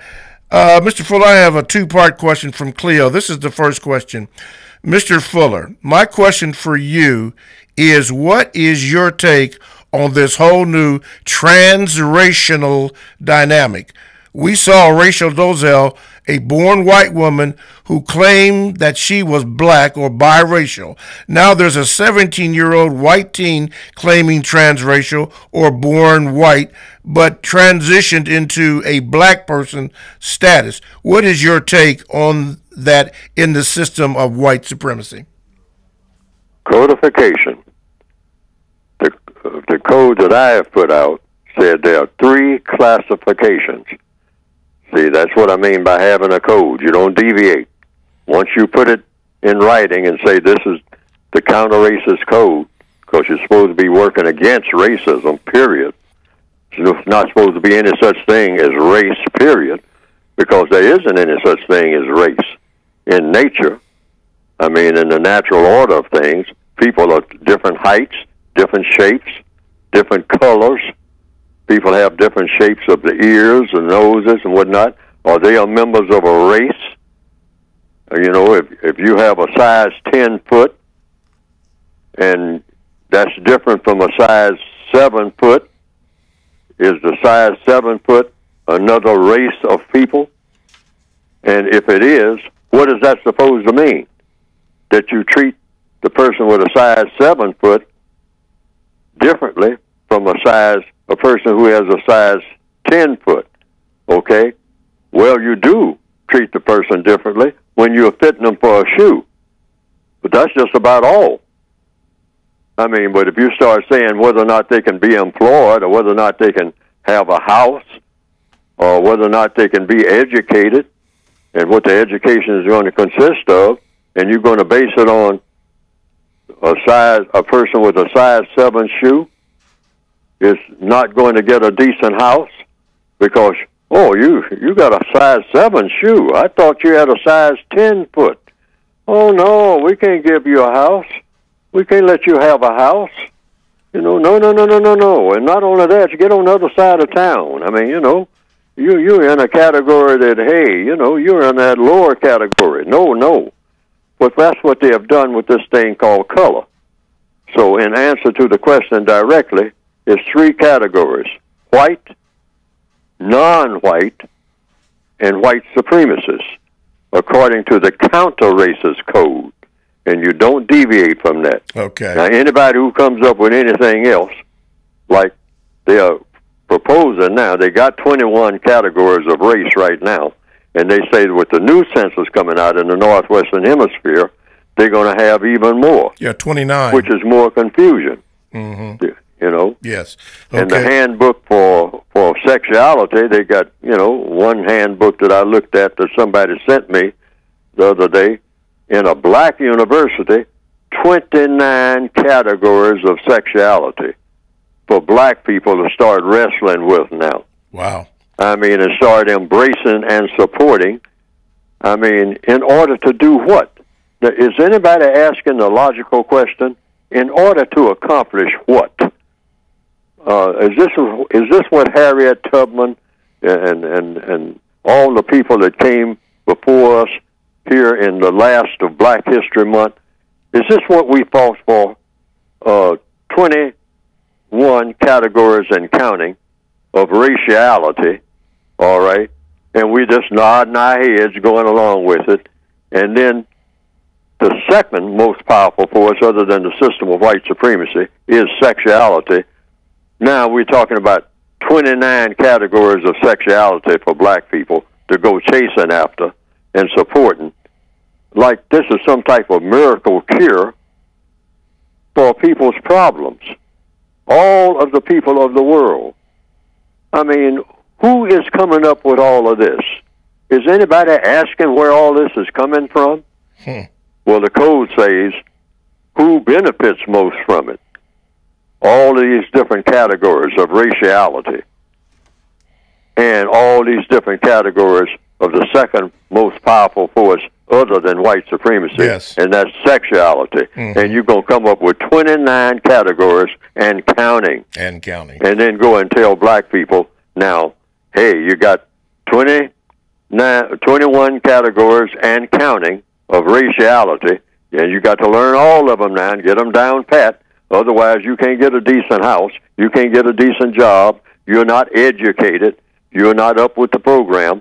And you got 29 categories of sexuality that you got to support. Otherwise, you're insane, or you are non-cooperative, or you are discriminatory, or you are a bad person. The white supremacists are behind all of this, folks. I'm making a flat statement.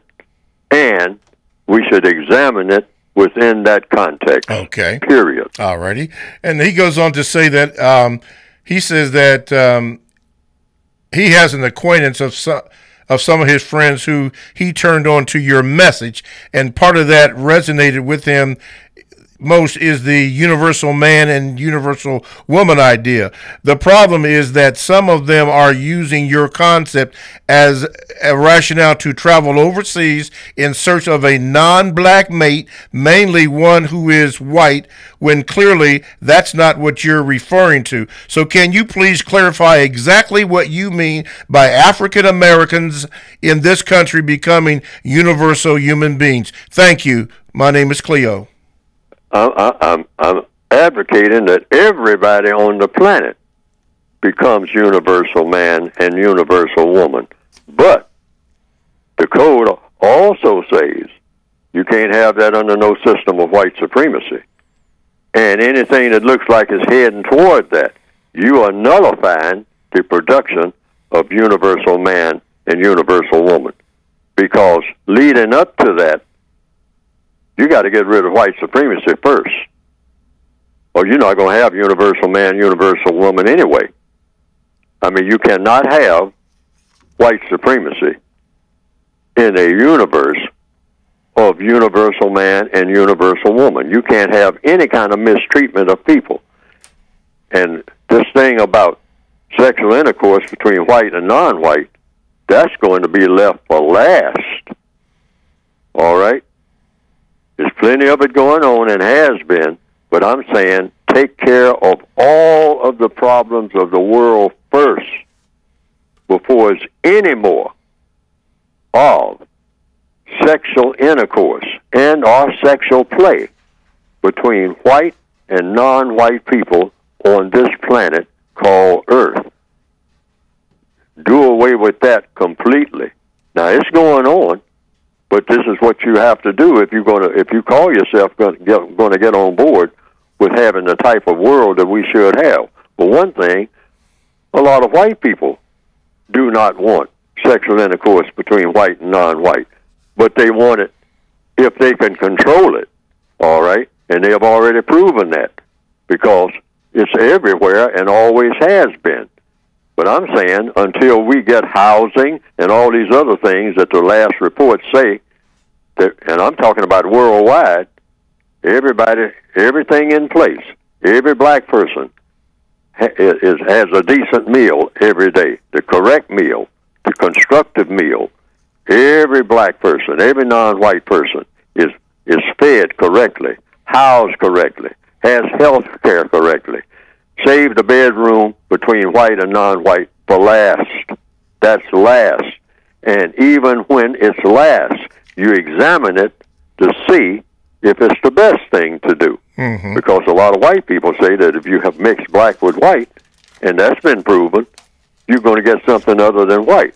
So you have to have some type of preservation cause, because not even black people should want a species of people to disappear. We're reasonable about that, or we should be. We shouldn't want white people to disappear just because they're white, but we want white people to be constructive in everything that they do, just like we want non-white people to be constructive in everything that they do, everything that we do, in every area of activity, 24/7, in order to qualify for what? The title of what we all should be working to be. Universal man with universal woman. All righty. That's what we should be working for. Okay, let's go to the phone lines. Number 1. Okay, you're on with Mr. Fuller. Go ahead, please. Go ahead, line 1. Hello, can I be heard? Yes, go ahead. Okay, peace to the Mr. Fuller and the host and the platform.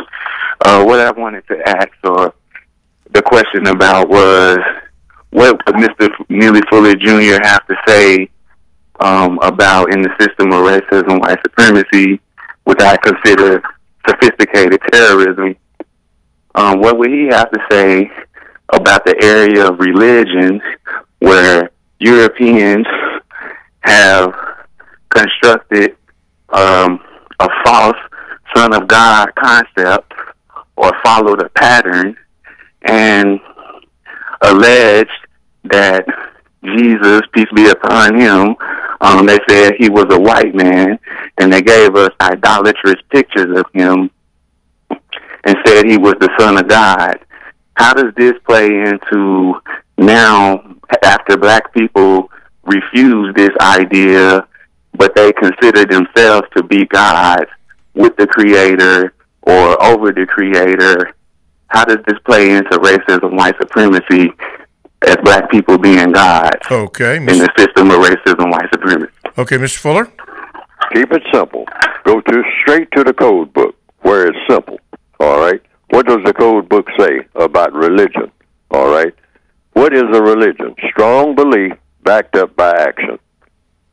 So I just have 3 things to say about any religion. I mean, I don't even have to get into the details of whether Jesus was white, or whether he was 6 feet tall, or whether he was 4 feet 4 inches, 4 feet 4 inches tall, or whatnot, or whether or not he came here and came there, and what he ate for breakfast on any particular Thursday. I don't get into any of that. All right, and I recommend that when you have religious discussions, you don't. You just simply 3 things is recommended in the code. Just 3. Keep all religion real simple. That's not one of the things, but I'm saying that's the umbrella.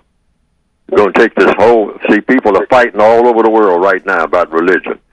People are hitting each other over the head with the Bible. People are slaughtering each other about their differences in religion and whatnot. I'm saying, keep it simple. Just say, hey, what does your religion require you to do? That's when you talk to anybody about, a lot of people say that they have a religion. So you don't argue about what a person's religion is. I don't care what kind of religion it is. See, there are thousands of tribal religions, I have been told. It's not just Christianity and Judaism and Hinduism and Confucianism and Islam. These are the major ones.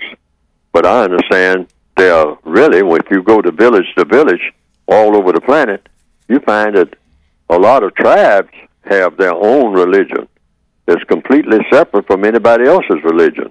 So how are you going to deal with all of that? So the code just says, hey, take a universal approach to everybody's religion. Just simply ask a person, because it takes a person to have a religion, and just ask that person, what is the name of your religion, sir? daddy or ma'am? What's the name? Because most religions have names. And let them tell you. That's number one. Number two, what does your religion require you to do in all of the 9 areas of activity? Mm-hmm. Now, you're moving to number 2 now. Okay. What does your religion require you to do in economics, ma'am or sir? In education, in entertainment. All 9 areas. Lay all the 9 areas of activity. And then you go to the third question, which is the clincher question. All right? Just 3 questions here. That's all. What does your religion require you to do when you interact with me? In other words, when you see me coming, what does your religion require you to do about me? You don't have to tell me nothing about how much you know about Moses or how much you know about Confucius or how much you know about the woman at the well or, how, about how long Jesus hung on the cross. You don't have to tell me none of that. Just those 3 questions. I just want to know what your religion tells you to do about me. Okay. That's all I need to know. All righty, let me get this. This is code. If everybody does that on the planet, things will smooth out real quick. Real quick. Okay, because everything comes down to what somebody's going to do about you when they interact with you. That's where the problem starts. That's where it is. Let me get this other question in here. Go ahead. Line 1 now? 1? Okay, line 1. Go ahead. Yes, good afternoon, Mr. Bobby, Mr. Fuller. My name is Henry.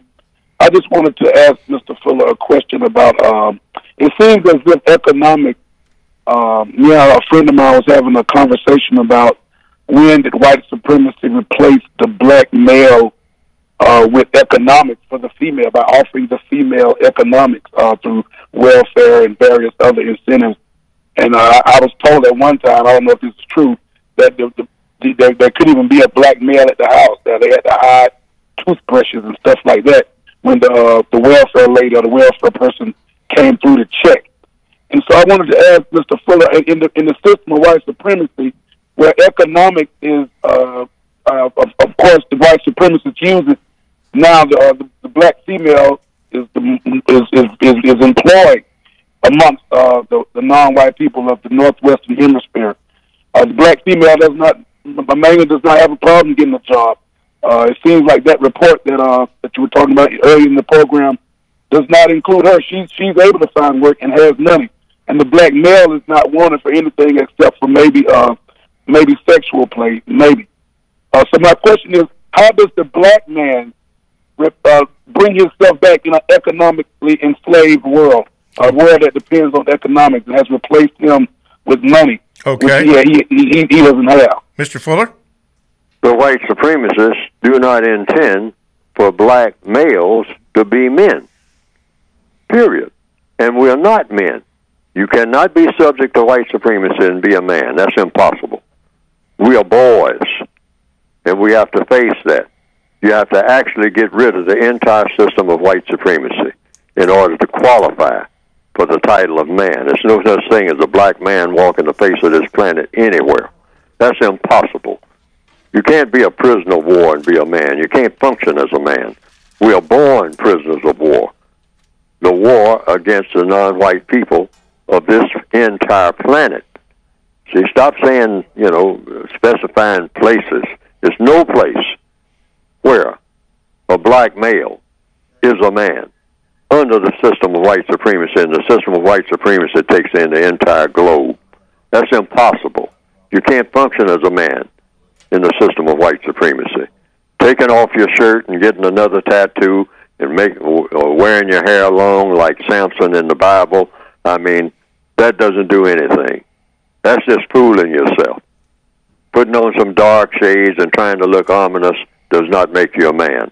That's what black males have been dependent on. We're really, really, really, really some pitiful people. We come under the title of pitiful people. We need to be pitied. Somebody have pity on us because we are helpless. We are born in the system of white supremacy, but we can get helpful with a code. That's what I wrote the code for. Yes, sir. But right now, we have no say-so over the black female. Okay. Because we have no say-so over ourselves. And black males throughout, in other parts of the world who think that they are the head of the village and all like that. You're not the head of nothing.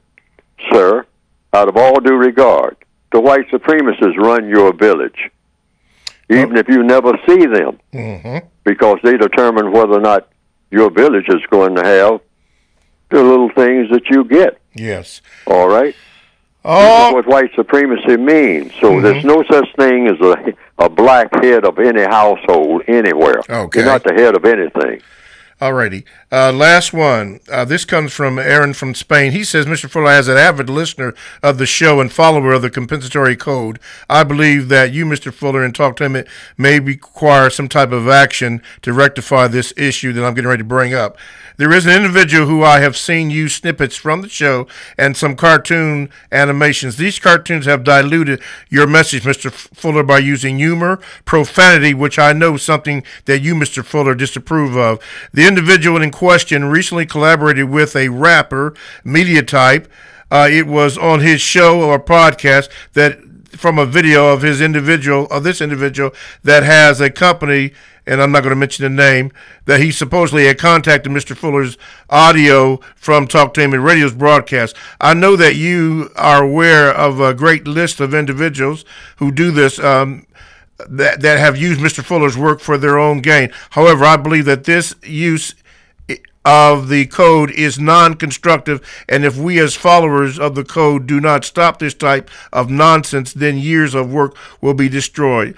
Mr. Fuller, please let me know what you plan to do about this type of action against people plagiarizing your work. Kind regards, Brother Aaron from Spain. I'm asking people to stop doing it. Stop doing it. Anything that you say, I want people to use the material. That's why I wrote it. But use it within the context that I put it out. Now, if they're going to add something or say something about their ideas and use profanity in all kinds of ways, or just mention something that's in my code book or something I've said on air, then put it in that context. Say, now, this is what Neely Fuller says, but I got something to say. And then go ahead and say what you got to say. Yes, I'm not. I believe people speak in their own viewpoints in whatever way they want to do it. But don't make it look like it's all the same part of the same piece of cloth, all right, when it isn't. I mean, just like I wrote a book, I put my name on it, okay? If somebody else writes a book, put your name on the book. And then say that, and Neely Fuller, I quote Mark Twain, all right, on the air.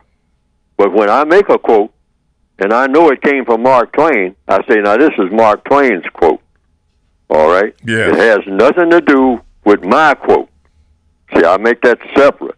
I say, this is what Mark Twain said. Right. I read something from the Washington Post this morning. I made it very clear over and over again. It was on page...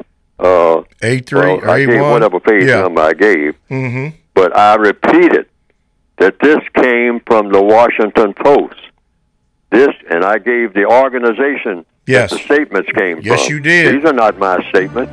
Okay. All right? All And right. that's what I ask other people to do. Okay. Now, one more thing. You can get the book by going to producejustice.com? Going to producejustice.com. Okay. Yatori? Producejustice.com. Okay, Yatora, Larry, and Root Dog, I'll get your Gmails hopefully next week. Mr. Fuller, thank you. Callers, thank you. We're coming to the close of our show, TalkToHim@radio.com. We thank you for listening. We'll see you next week. Thank you, Mr. Fuller. Thank you.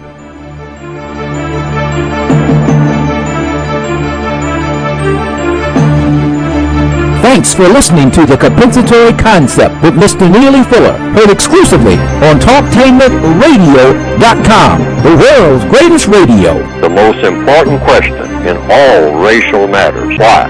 One should always ask it. Radio, the way it should be heard. You've got the power.